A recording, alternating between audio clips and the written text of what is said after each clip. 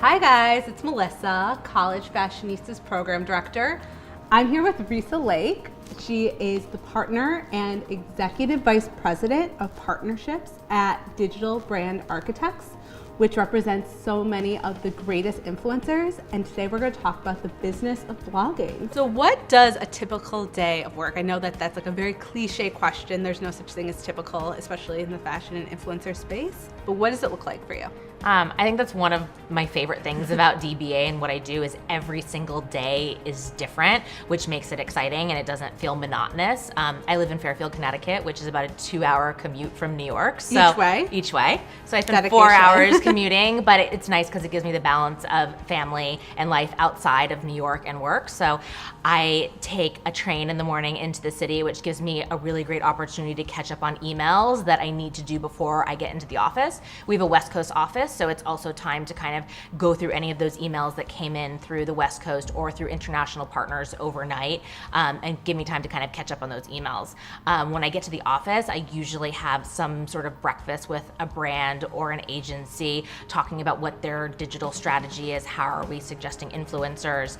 I meet with my team and then we go over all the projects that we have coming up, what proposals need to get sent out, who do we have to follow up on, coming up with a target list of brands and agencies that we want to go and reach out to, and then really just managing kind of like the day-to-day of the business of our office. So whether that is planning our offsite that we do once a year with our teams where we bring New York and LA together, working on developing what is our cultural training within our teams and our leadership training, doing partnership calls with my partners who are both out of the West Coast office. So it's definitely a balance of meetings, phone calls, internal meetings, but the great thing is every day is a different meeting with a different person. And it keeps it exciting, it's not monotonous, Yeah. and there's always something new to look forward to. Yeah. So that's awesome. And then also, after work events, so whether it's going to an event that one of our clients is hosting, or tonight I have a networking event with a platform that we use. So really going out and helping to not only, again, promote our talent, but promote our agency and provide, our insights and have a voice within this digital community. And I think it's interesting you say, like, listen, you have a very established career and you're still going to networking events. So like networking. It's not just to get that first internship or first job. It's how you grow your own, professional experiences. You're growing a business. It all comes back to networking. Networking is a key component of any role. I go onto LinkedIn once a week and I see who's switched jobs, who's changed jobs. I ping them, I send them a note. I say, would love to catch up, hear what you're doing. Let me get your new information so that way I can ping them, but then we can also add them to our newsletter, keep them updated on everything that's going on with DBA. I go on and see who has work anniversaries. I then say congratulations. I spend a lot of time really networking and communicating through LinkedIn, which has been really helpful and successful in keeping up with what people are doing. And maybe it takes a half an hour of my day to do that, but it's something that I try and do at least once a week. So when brands come to you, do they say, I want to work with something Navy, or they say, we're looking for someone with a range of followers that is fashion focused, that is food focused, and you give them like a list? Or it works both ways. So my team, the partnerships team, we work across all of the talent at DBA. So we work really closely with the managers on staying up to date on everything that talent has going on. And my team manages the overarching partnerships that have 10, 25 influencers in them. So kind of bigger campaigns with multiple touch points. We have a management team of 10 managers who each have a roster of clients, and they're the ones who are doing the more kind of individual deals for their talent. But it works both ways. Sometimes people come to us and they're really specific about who they want to work with. Sometimes they come to us and they trust us to identify the talent who really makes the most sense for campaigns. So it kind of goes both ways.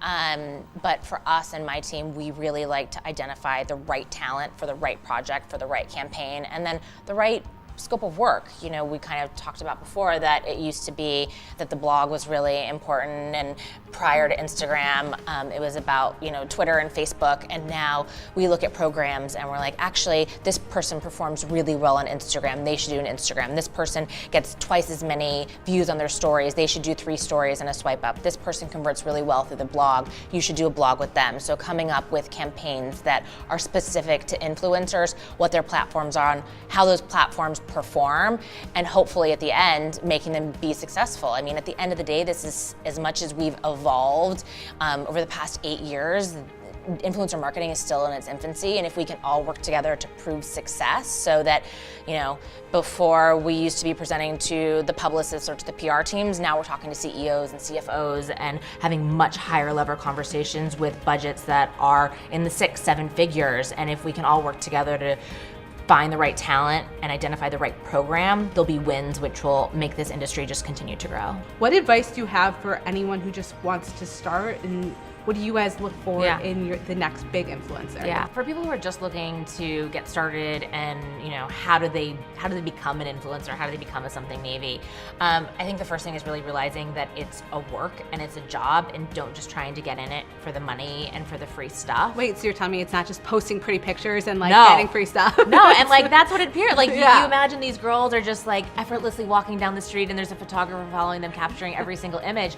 But what people don't really understand is what really goes into that image. So you look at someone that we manage, like a Brooklyn Blonde, who she goes out and she location scouts with her husband everywhere that they're gonna shoot. And then she packs 5 outfits up and she goes out and she'll spend an entire day Saturday shooting these looks, changing in her car. And then she goes back and she spends, you know, a day editing the photos. So there's so much that goes into capturing that shot. And also there's a lot of investment. You're hiring a photographer.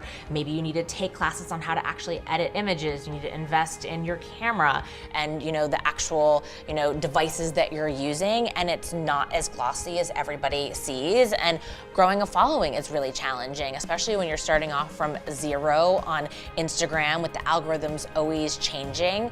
But I'd say like my biggest piece of advice would be is to figure out content that really inspires you and something that's different. There's a million beautiful girls that are taking pictures of themselves walking down the street. Figure out what you can do that can really cut through the clutter and can engage an audience and capture engagement, and don't try and be everybody else. Like figure out what your style is, what is gonna make you really stand out, and don't go in it for, you know, the first week being like, how do I get paid or how do I get free stuff? Because for brands, when they're evaluating who they're working with and who they're either sending product to, which is an expense to them, the product's an expense, the shipping of the product is an expense, the team that's sending it is an expense, or if they're paying the person, that's an expense. But as an influencer, what's the value that you're bringing to that brand? If you're brand new and you have 1,000 followers, what's the value for the brand in working with you? Are you providing them the images? If so, for them to use on their social channels?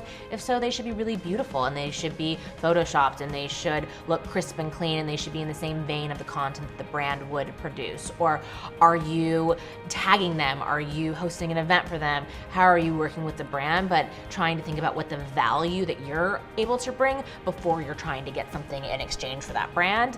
And before you even start to get paid, like talk to brands, like tag them in your content, go and comment on their feeds, really start to engage with them. If you see that a brand is having an event, show up to the event, introduce yourself, start to build a relationship in an editorial way before you're ever trying to monetize it. So I want to thank Reesa for joining Thank us. And you guys, if you have any questions for Reesa about the industry or, you know, what it's like to be an influencer, be sure to email us at membership@collegefashionista.com. And we will see you soon. Thanks, guys. Bye.